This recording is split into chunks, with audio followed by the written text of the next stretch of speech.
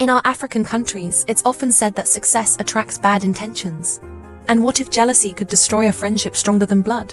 This touching African story tells the journey of two friends who left their village with the same dream: to succeed in the city. But when one begins to prosper, jealousy takes root in the other's heart. Between success, betrayal, a fetish priest, a mysterious illness, and the return of karma, this story reminds us of a great truth. The evil you prepare for someone can come back against you. Tell us in the comments which country you're watching from, or drop your country's flag in the comments. Fatu and Mariam were born in the same village, a few kilometers from the main road. They grew up together, shared the same childhood games, the same water-carrying chores, and the same dreams.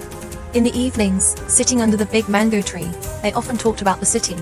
"One day I'm going to Abidjan too," Fatu would say, her eyes shining.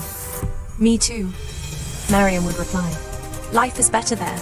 We're not going to stay here suffering like our mothers." After long discussions and many hesitations, they finally convinced their families.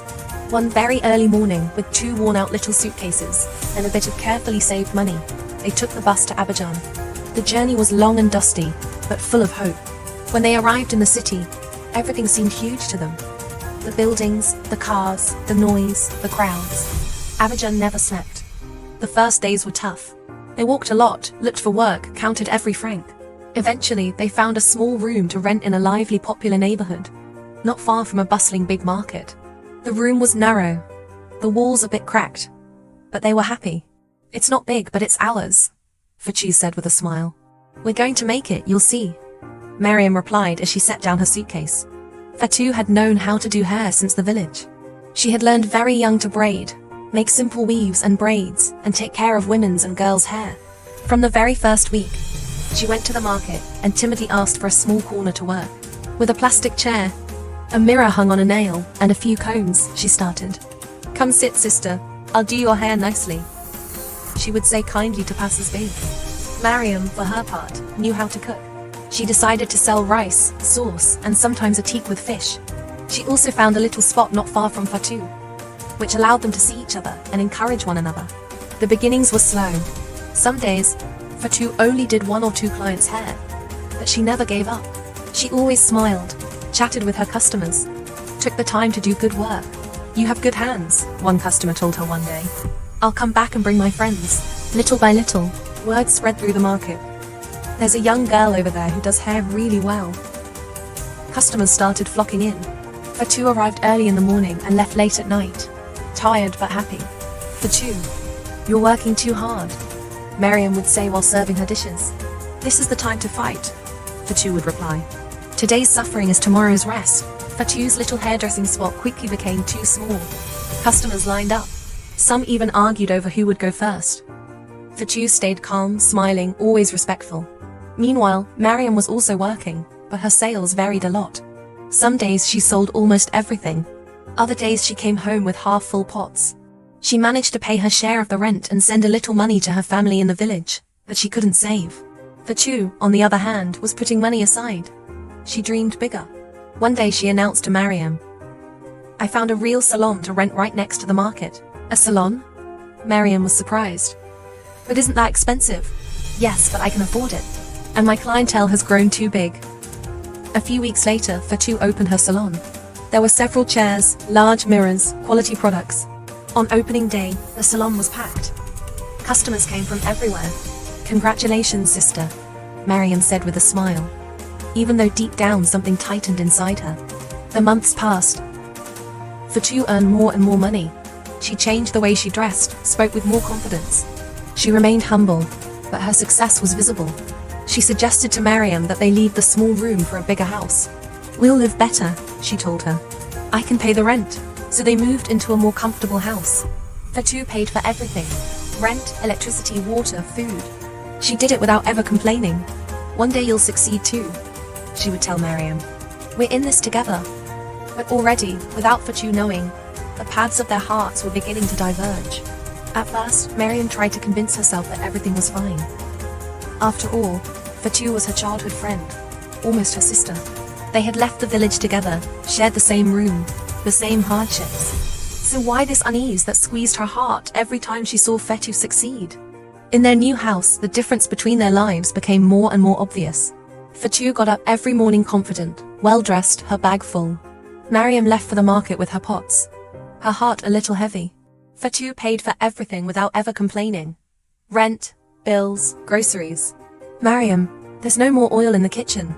I bought some. Fatou would say naturally. Thank you. Mariam would reply, embarrassed, looking down. Every thank you became a silent reminder of her failure for Mariam. At the market, things didn't get any better. Fatou's salon was always full. Customers came in, took photos, talked about their important appointments.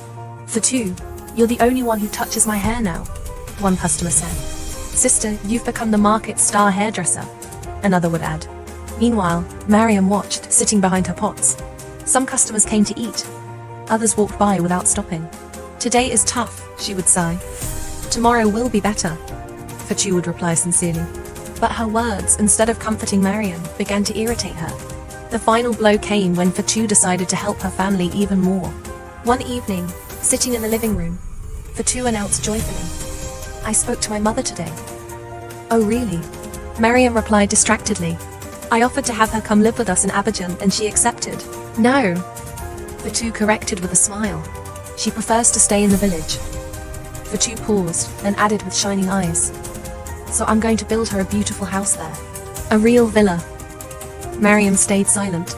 The words echoed in her head. Beautiful house, villa. She immediately thought of her own mother, still in their old mud brick house with a leaking roof during the rainy season. That's good, she finally said, her voice tight.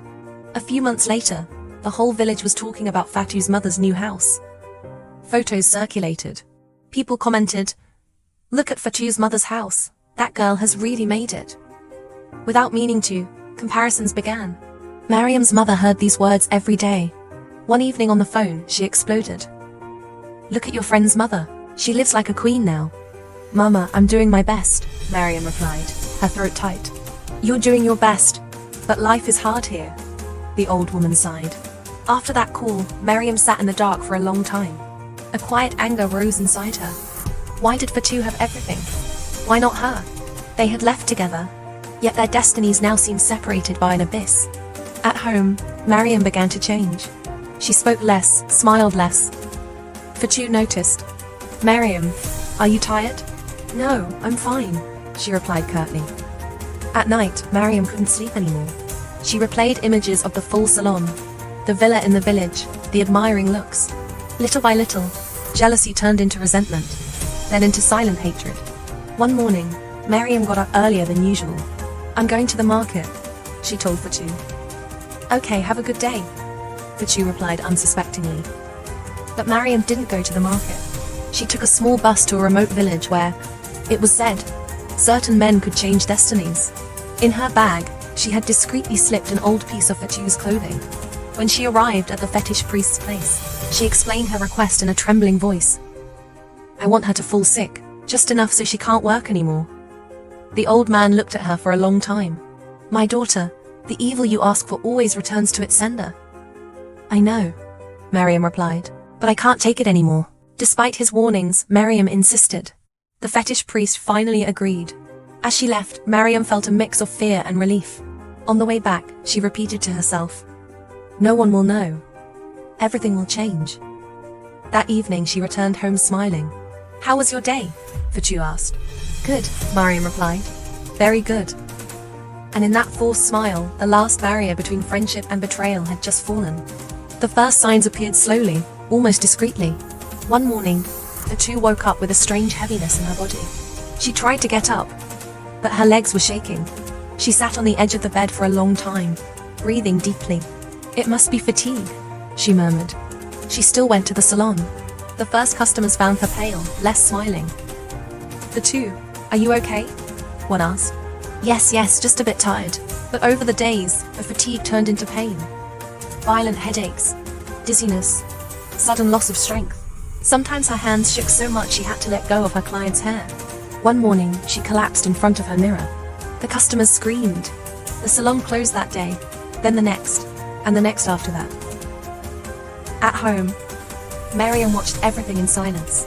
Deep inside, a voice whispered, it's working. But that voice brought her no peace, only icy fear. Fatu went from doctor to doctor. Tests, exams, injections, pills. Nothing. No clear diagnosis. Physically, everything seems normal, one doctor said. But I feel something is wrong, Fatu replied, tears in her eyes. Her savings began to dwindle. Bills piled up. For the first time, Fatu could no longer help her mother as before. My daughter. Rest, her mother said on the phone. Don't worry, Mama, Fatu lied. It'll be okay. The nights became long. Fatu couldn't sleep anymore. She had strange dreams. Running but never moving forward, screaming with no one hearing her. Meanwhile, Mariam began to change too. She had nightmares. Every night she saw Fatu looking at her in silence, eyes full of sadness. She woke up sweating, heart pounding. At the market, her customers gradually disappeared. Dishes burned for no reason. Money got lost. Customers complained. Mariam, your food isn't like before, they said. She fell ill in turn. Chest pains, constant anxiety, unexplained fear. She went back to the fetish priest, panicked. I'm suffering, she shouted. Stop it all. The old man shook his head. I warned you. What you sent has come back. Back home, Mariam was only a shadow of herself. Guilt ate at her. She avoided Fatu's gaze, unable to meet her eyes. One day, an old aunt of Fatu's arrived from the village. Seeing her niece's condition, she frowned. This illness is not ordinary. She took Fatu far from the city to a wise man known for helping without doing harm. After rituals of prayer and purification, he spoke. Someone very close to you wished you harm. Fatu felt her heart break.